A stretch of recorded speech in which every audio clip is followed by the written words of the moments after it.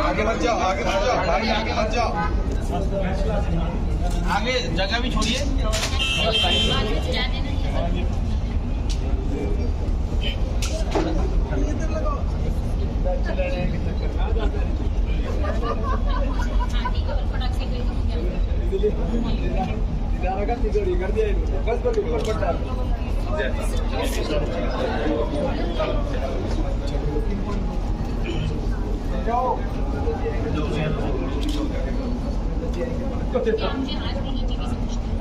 चलो भाई प्रणाम।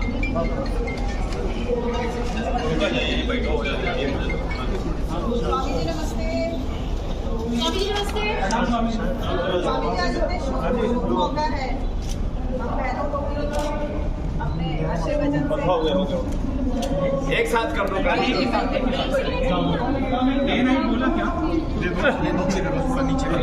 नीचे करो, ये नहीं आ गए भाई, ले लो भाई, पंचायती चैनल कहाँ है? आज एक्सक्यूज होने दो स्वामी जी हमारा। अरे ये नहीं है ही नहीं, उनको अलग से दे दीजिएगा। ये नहीं तो कैमरा डाउन कर लो ना, लाइट भी लगा लेंगे। चलो छोड़ो, ठीक आप लोग। बाबा सबसे पहले तो तीज महोत्सव के बारे में थोड़ा बता दीजिए, कितना महत्व रखता है? तीज के बारे में पूज्य आचार्य जी बताएंगे, फिर मैं शुरू करता हूँ। नहीं, ये हमारी सनातन वैदिक संस्कृति है और यह भगवान माता पार्वती जी के साथ जोड़ करके इस पर्व को मनाया जाता है। वो भगवान शंकर के लिए सज धज करके उन्होंने इस पर्व को किया था और विशेष करके बहनें, क्योंकि अपनी मायकियाँ के साथ इसका संबंध है, तो ये एक तरह से देखा जाए तो तीज का त्यौहार बहनों का त्यौहार है। और बहनें बेसब्री से उसकी अपेक्षा करती हैं सावन में, जो झूलों के साथ में और उत्सव के साथ में घर जा करके उमंग मना करके अपनी सखी सहेलियों के साथ में जो पहले से जो बचपन था उस तरह से लौट करके आते हैं। तो वस्तुतः यह आनंद का, उल्लास का और आमोद प्रमोद का है और विशेष करके तो बहनों के लिए और भगवान शंकर और पार्वती के साथ जोड़ करके जुड़ी हुई परंपरा है। ये हमारी सनातन परंपरा है। सनातन परंपरा हमारे यहाँ सभी चीज़ें, वहाँ पर विज्ञान है, उल्लास है, उत्सव है और हमारी उसके साथ साथ में जो सांस्कृतिक जड़ें हैं, परिवार समाज को जोड़ने वाली बात है। सनातन की बात कर रहे हैं स्वामी जी, और सनातन पे इतना प्रचार किया जा रहा है। जैसे सनातन धर्म में होली दिवाली का महत्व है, रामनवमी जन्माष्टमी का महत्व है, ऐसे हमारे भारतीय नेपाली भाषा भाषी जो भारत के नागरिक हैं वो यहाँ तो मना रहे हैं, नेपाल में भी मना रहे हैं, पूरी दुनिया में हरितालिका तीज मनाते हैं। तो ये करोड़ों लोगों का पर्व है और सनातन धर्म का एक उत्सव है हरितालिका तीज, और इसको ऐसे ही भारत में महिमा देनी चाहिए जैसे हम गणेश उत्सव को देते हैं। और ये सनातन का गौरव काल है और गुलामी की निशानियां मिट रही हैं और मिटेंगी। सनातन का गौरव प्रतिष्ठापित होगा और सनातन धर्म को जो खत्म करने की मनसा लिए, सनातन को जो कोस रहे, सनातन के ऊपर जो लांछन लगा रहे, 2024 में उनका मोक्ष तो होगा ही होगा, उनका पुनर्जन्म भी नहीं होगा। अब वो ब्रह्म राक्षस बनेंगे, भूत प्रेत डाकिनी शाचनी पिशाचिनी बन करके किसी दूसरे तीसरे लोक में रहेंगे, आगे उनका सर्वाइवल भी नहीं होगा। और एक बात और कह देना चाहता हूं, जो सनातन धर्म पर लांछन लगाते हैं कि ये तो ब्राह्मण तंत्र है, ये तो साम्राज्यवादी पूंजीवादी सोच है, ब्राह्मण शब्द का अर्थ जाति है ही नहीं। ब्राह्मण का अर्थ है जो अज्ञान से बचाए, क्षत्रिय का अर्थ है जो अन्याय से बचाए, वैश्य का अर्थ है जो अभाव से बचाए, और शूद्र का अर्थ है जो अपवित्रता को खत्म करके शुचिता के प्रतिमान स्थापित करे। तो ब्राह्मण, क्षत्रिय, वैश्य, शूद्र ये जाति सूचक शब्द नहीं है, ये सामर्थ्य और योग्यता सूचक शब्द है। चातुर्वर्ण्यम मया सिस्टम गुण कर्म विभाग साह। कुंभ का काम करे तो कुंभकार, लोहे का काम करे तो लोहार, स्वर्ण का काम करे तो स्वर्णकार, धोने का काम करे तो धोबी। और भाई स्वामी रामदेव तो ऑल इन वन है। हम स्वर्णकार हैं, हम सोने जैसा भारत बनाना चाहते हैं, लोहे जैसी चोट मार करके खोट ठीक करते हैं, इसलिए लोहार हैं। हम जो है नए भारत का निर्माण कर रहे हैं, घड़ रहे हैं भारत का इसलिए हम कुंभकार हैं, और हम अज्ञान को दूर कर रहे हैं इसलिए ब्राह्मण हैं, हम अन्याय को भी दूर करते इसलिए क्षत्रिय हैं, हम अभाव में मिटा रहे देश में इसलिए वैश्य भी, और हम रोज सेवा करते इसलिए शूद्र नहीं महाशूद्र भी है। तो हमारे भीतर ये चारों वर्णाश्रम धर्म है। वर्णाश्रम धर्म के नाम पर भारत में कोई भेदभाव नहीं है, और जातिवादी भारत का सनातन कभी नहीं रहा। जो जातिवाद का कलंक लगाते, भेदभाव का कलंक लगाते हैं, हमारे यहाँ पर स्त्रियों और पुरुषों को बराबर अधिकार है, और धर्म के आधार पर सनातन में जाति व्यवस्था है ही नहीं। दुर्भाग्य से हमारे कुछ ग्रंथों में, वेदों को छोड़ करके कुछ ग्रंथों में जरूर कुछ लोगों ने मिलावट की और कुछ लोगों ने गलत व्याख्या की है। और यदि किसी कालखंड में किन्हीं व्यक्तियों ने कोई दोषपूर्ण कृत्य किया हो तो सनातन दोषी नहीं, वो व्यक्ति उसके लिए जिम्मेदार और अपराधी है। इसलिए सनातन पर कोई लांछन लगाता है, सनातन को कोई कलंकित करने की कोशिश करता है, तो हम उसको ना तो बर्दाश्त करेंगे, और ये देश ही उनको खुद जवाब दे देगा। राजनीतिक तौर पर भी ये देश जवाब देने में सक्षम है, और हम सामाजिक तौर पर भी, बौद्धिक तौर पर भी हम सभी प्रश्नों का उत्तर देने में सक्षम है। जो भारत ये धर्म, अध्यात्म और सनातन परंपरा पर जो प्रहार कर रहे हैं वो बहुत ही जाहिल किस्म के लोग हैं। मुझे लगता है उनके डीएनए में कुछ गड़बड़ी आ गई है। स्वामी जी, पुरानी संसद में आज आखिरी दिन है, किस तरह से याद करते हैं? प्रधानमंत्री ने भी बहुत भावुकता के साथ घोषण याद किए जब से हमें स्वतंत्र मिला है। नए भारत का निर्माण हो रहा है, और इसमें नए संकल्पों के साथ अब वन नेशन वन इलेक्शन, इस पर तो मुझे लगता है पूरा जोर होगा। महिलाओं को भी आरक्षण मिलेगा है नो। अब आप मीडिया में ही नहीं, सब जगह छाई रहोगी, इलेक्ट्रॉनिक मीडिया में तो छा गई, अब संसद में भी छाओगी। तो माताओं बहनों को हमारा अभिनंदन, उनको जरूर जो है एक प्रश्रय मिलना चाहिए, बराबरी का हक मिलना चाहिए। 30 को मैं तो कहता हूँ 50-50 भी मिल जाए तो कोई बात नहीं। और अगली बात रही समान नागरिक संहिता की, वो तो होना ही चाहिए, एक देश एक कानून। और उससे भी बड़ी बात, देश में जनसंख्या नियंत्रण के लिए कानून अवश्य बनना चाहिए। लिमिटेड साधन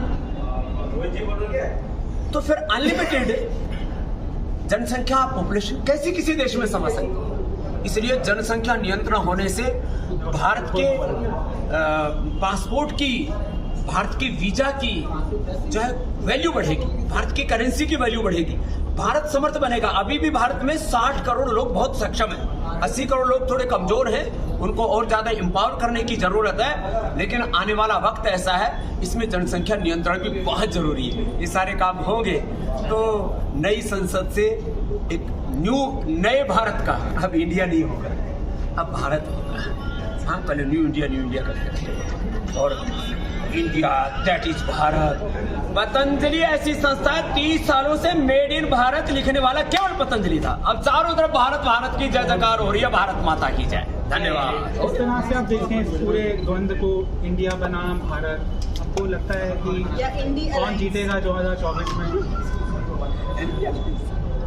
देखो, आजकल हम राजनीतिक रूप से एकदम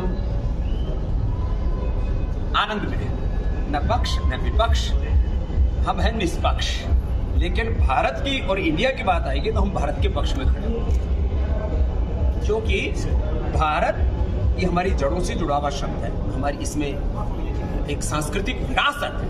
अरे राजनीतिक विरासत बनती बिगड़ती रहती है, आर्थिक विरासत भी ढहती रहती है। सच्ची विरासत है सांस्कृतिक विरासत, और वो सांस्कृतिक विरासत प्रतिबिंबित तो होती है भारत शब्द में। इसलिए भारत शब्द का प्रयोग होना चाहिए, उसमें गौरव होना चाहिए। जिन लोगों को अभी भी मानसिक और वैचारिक गुलामी है ना, उनको इंडिया शब्द अच्छा लगता है। इसलिए शब्दों के पीछे भी एक बहुत हमारी गहरी इमोशनल कनेक्टिविटी और उसकी भी जड़ें, जैसे श्रद्धेय आचार्य वाक्षण जी ने कहा, उसके पीछे भी एक बहुत बड़ा सांस्कृतिक अतीत होता है। इसलिए भारत और भारतीयता की जय जयकार होगी। स्टालिन को कुछ मशवरा दे दीजिए। अरे साहब, क्या मशवरा, मुझे लगता है पोते को दादा के पास जाने की कुछ ज्यादा ही तलब लगी हुई है। भगवान उन सबका सभी प्रकार से दर्दी मोक्ष करे, उनका पिंडदान हो। बहुत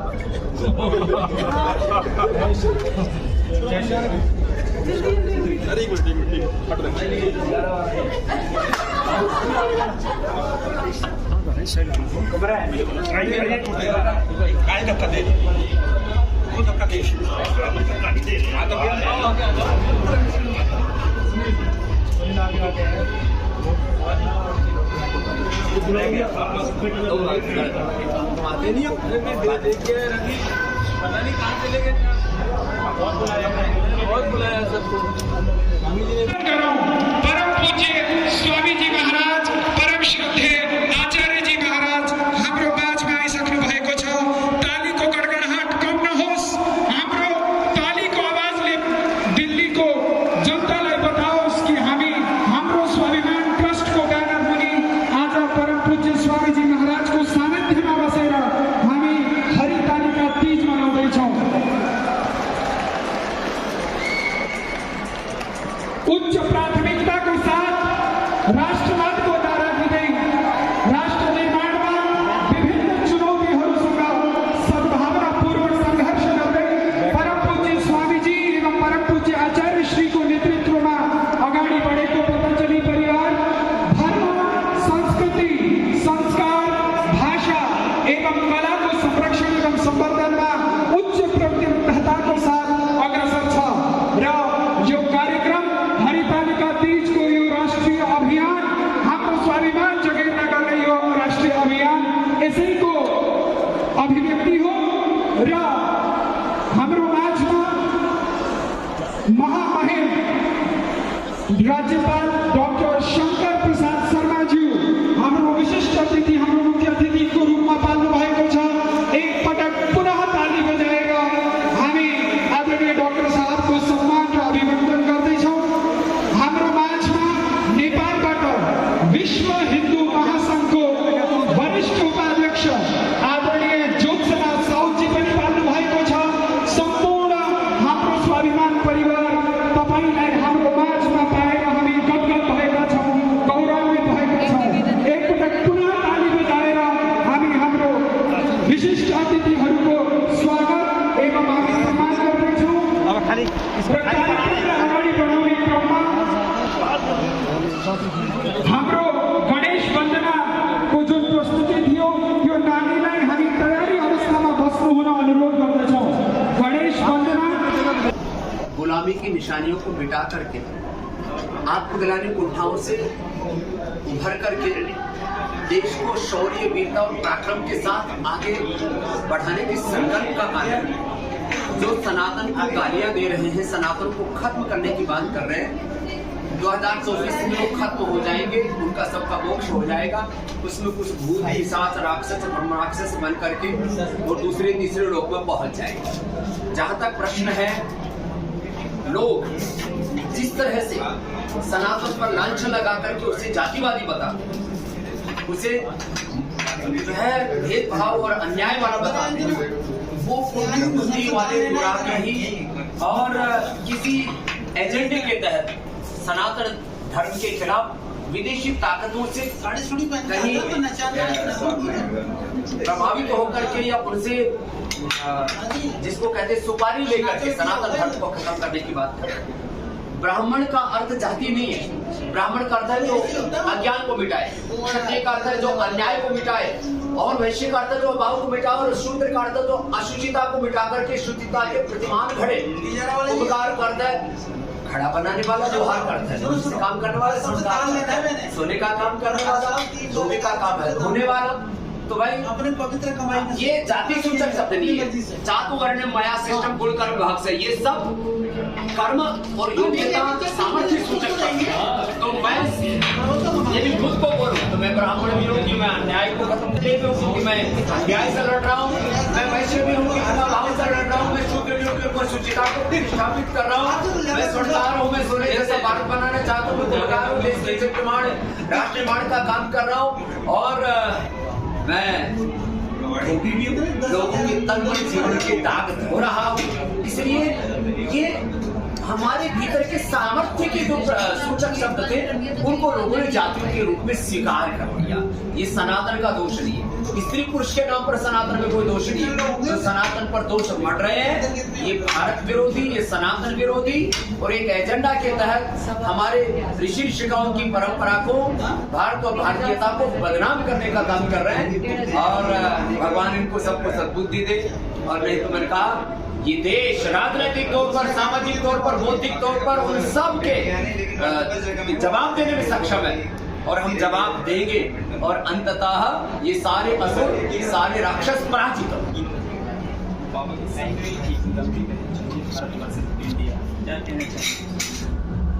भारत हजारों वर्ष पुरानी एक सनातन संस्कृति का उद्घोष है, इसलिए हम तो भारत वाले हैं। इंडिया में जिनकी डीएनए में थोड़ी गड़बड़ी है, उन लोगों को इंडिया शब्द अच्छा लगता है, हम तो भारत वाले हैं।